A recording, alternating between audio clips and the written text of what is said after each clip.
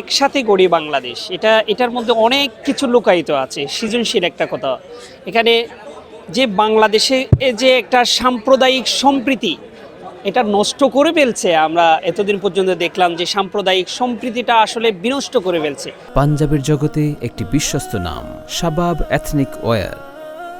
আমরা হিন্দুদেরকে ঘৃণা করি, হিন্দুরা মুসলিমদেরকে ঘৃণা করি, এই ধরনের। কিন্তু আপনি একদম এলাকায় এলাকায় গিয়ে দেখেন, এই মানে এখানে আজান হচ্ছে, এখানে মন্দির আজান যখন হচ্ছে মন্দিরের কাজ বন্ধ, মন্দিরের যখন কাজ হচ্ছে তখন নামাজ হচ্ছে না। খুব দারুণভাবে সাম্প্রদায়িক সম্প্রীতি বাংলাদেশের মধ্যে জড়ায়িত আছে।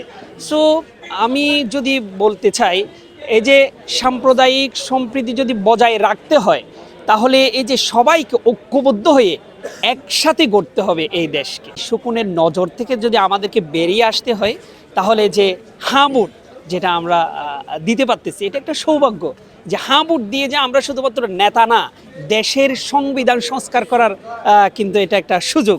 এই জন্য হাঁ-বুটে ভোট দিন, তাহলে ইনশাল্লাহ একটি সোনার বাংলাদেশ, আদর্শ একটি দেশ আমরা গঠন করতে পারবো।